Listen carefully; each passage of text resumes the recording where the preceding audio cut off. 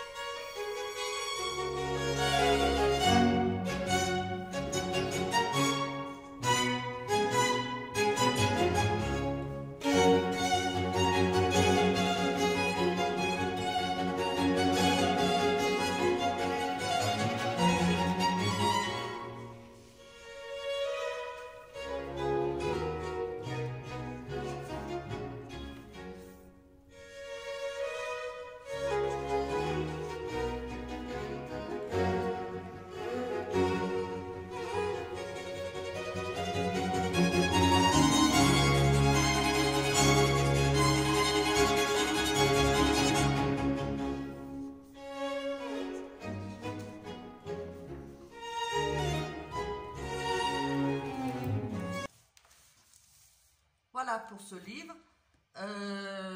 Comme vous voyez, les coloriages sont pas parfaits. Il y a des traces, parce que c'est vrai qu'au début je faisais des traits, alors j'essaye maintenant de faire des petits ronds, mais il reste des traces. Puis pour moi, c'est vraiment les coloriages mystères de la détente. En plus, moi je regarde jamais les solutions. Du coup, j'essaie de me rapprocher au mieux des combos, des couleurs qui sont indiquées en dessous. Et ben parfois je me rends compte qu'il y a des petits ratés. Mais ce n'est pas grave, le coloriage c'est un plaisir, je ne veux pas me prendre la tête pour ça. Sur ce, on est à la fin du mois d'avril. D'ici là une semaine, 10 jours, je vais vous préparer la vidéo pour mes coloriages terminés du mois d'avril. Et en attendant, si je vous souhaite une bonne journée ou une bonne soirée, ça dépend quand vous regardez la vidéo. Et sinon, n'hésitez pas à vous abonner, à y mettre des commentaires, j'y répondrai. Et puis à mettre un pouce, et puis bonne continuation, bon coloriage, et à bientôt!